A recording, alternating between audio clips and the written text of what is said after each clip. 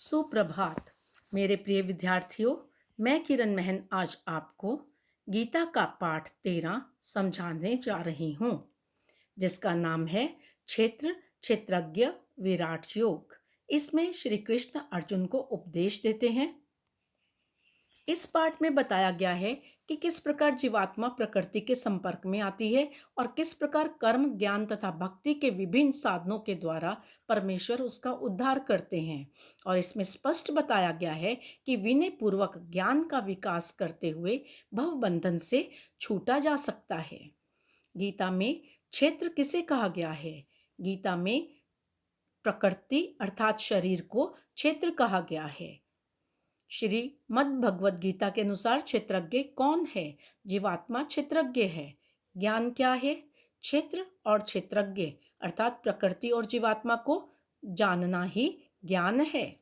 शरीर को एक क्षेत्र की भांति क्यों कहा गया है? शरीर को एक क्षेत्र की भांति कहा गया है क्योंकि शरीर में हम जो भी क्रियाकलाप करते हैं वही मूलभूत होते हैं। मनुष्य में जीवात्मा किसे कहते हैं?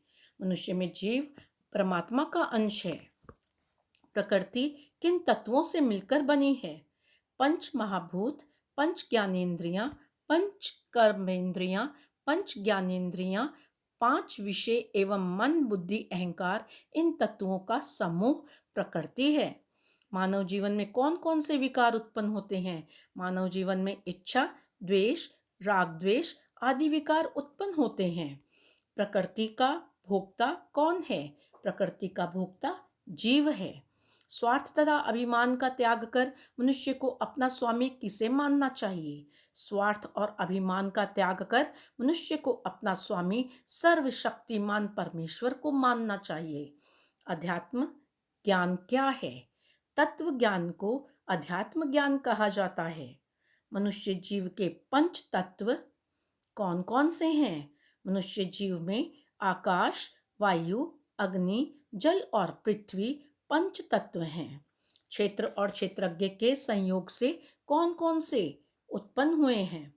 कर्मानुसार जितने भी स्थावर, जड़ंगम प्राणी उत्पन्न होते हैं वे सभी क्षेत्र और क्षेत्रज्ञ के संयोग से उत्पन्न हुए हैं। तो बच्चों, आज मैंने आपको पाठ 13 का पहला भाग समझाया है, प्रश्न 12 तक। अगले भाग को हम अगली वीडियो में पढ़ेंगे। धन्यवाद।